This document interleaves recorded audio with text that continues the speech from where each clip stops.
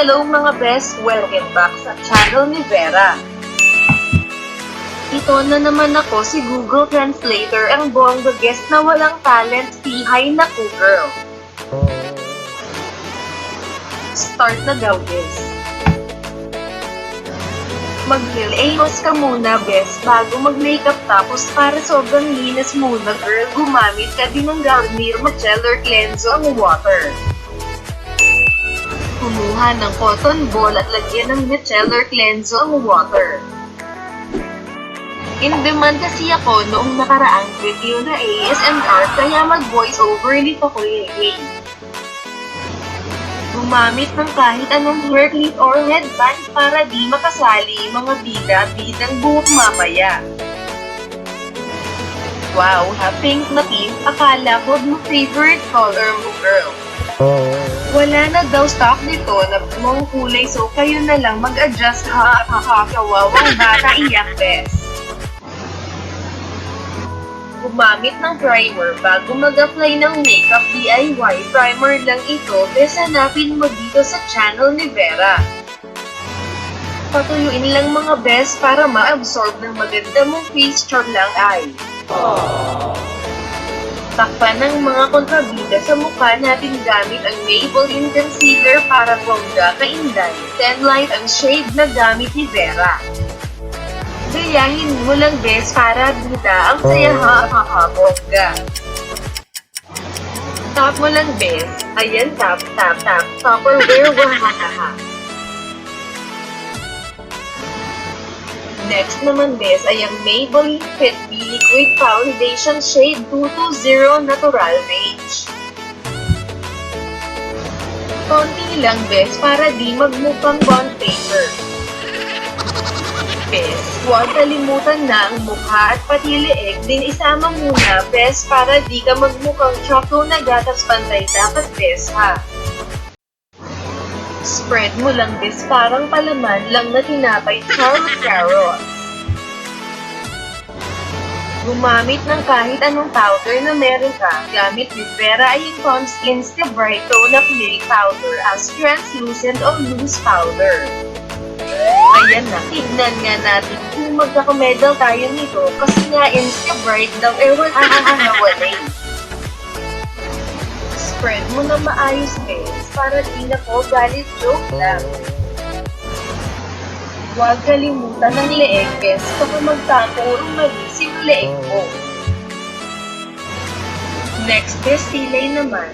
Gamit nga ay LA Girl Gel Liner Shade Gel 723 Dark Brown. Gumuhit ng outline sa labas ng kilay muna bes bago mag-fill in ng gel liner sa loob ng kilay para bongga kainday. Pag nagkilay ka bes, sa dulo lang makapal at itima. Manipis lang sa unahan ng kilay para di magmukhang shock. Ito nga, joke lang bes. I-brush mo bes yung kilay mo para natural lang tignan. Sundan lang ang direksyon ng buhok sa pag-brush ng kilay para wow na wow. Gumamit ulit ng concealer para malinis na ng iyong kilay 2020. Sa labas lang ng kilay, lagyan ng concealer bes hagad Maybelline Concealer Shade and Light Fair ang gamit niya bes. Spread mo lang ang concealer bes sa labas ng kilay niya ha. Follow mo lang si Vera bes.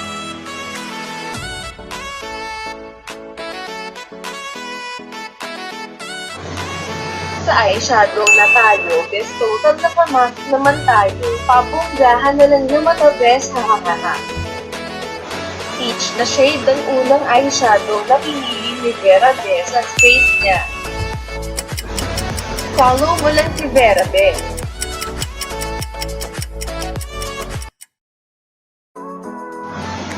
Next shade bes ay brown na eyeshadow. Humanap ka lang ng shade na ganito bes para natural lang tignan. Sa dulo ng walang hanggan lang daw ilagay bes, sa dulo lang bes.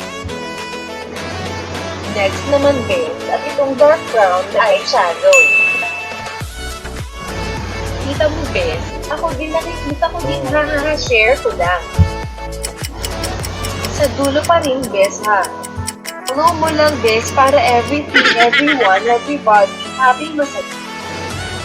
Last na bes, itong eyeshadow na light shade mala shiny, shimmer and glittery effect, wow na wow. O diba, shiny, bright like a diamond. Sa gitna mo lang ilagay, bes, ha. Center, gitna, middle, ganun, bes. Kanta na ko, ha. Brush, brush, brush, 3 times a day. Optional lang to, bes, so depende na sa'yo. Kung gusto mo tumaanggos ang ilong mo, bes, follow mo lang ka. Ayan, bes. Light brown lang para di mahalata, di ka na mahal, hahaha, joke lang. Gamitin ang dalawang middle finger at sundan mo lang ginagawa ni Vera, bes, para bongga na nose mo, bes. Ngayon mag-eyeliner na tayo, bes, gamit ang Maybelline Line Katuhay Impact Liner na black. Ayan na, bes. Gumuhit lang ng plano na hanggang ngayon naging drawing parent, hahaha. Sundan lang babaeng ito na pinagod na naman ako sa kaka-voice over. Pasnap ka naman, Vera, kawawa, nako. Wala bang pamilya, Vera? Uhaw na mili. Next naman, bes, ay itong Maybelline Mascara na black, bes, para sa bonggang eyelashes mo. Siyempre, bes, dapat left and right, ha. Huwag isa lang, bes, para di ka maging shocker. Next naman, bes, ay blush on. Gamit ni Vera ay everyday blusher na peachy shade. Huwag i-apply sa buong mukha, bes, para di ka magmukhang nasampal sa katotohanan mo, hahaha, char.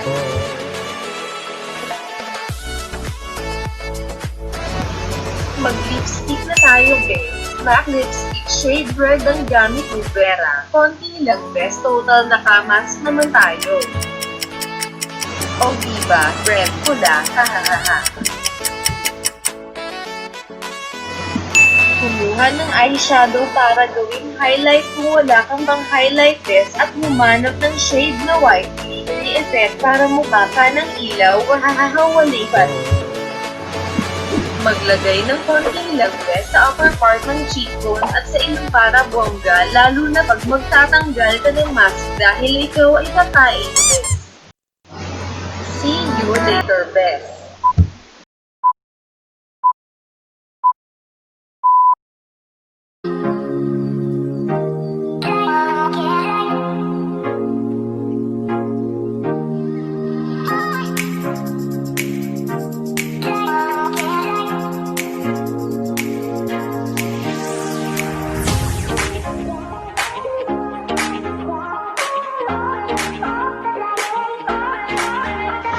Pwede itong pang everyday, look sa work, or sa kahit sa anong ganap-ganap sa life, bes. O diba kahit nakatawaw na wow, amazing pero yung mga mata mo, bes. Don't forget to like, share, leave a comment, subscribe, and click the bell button for more updates. Bye mga bes, see you ulit sa susunod.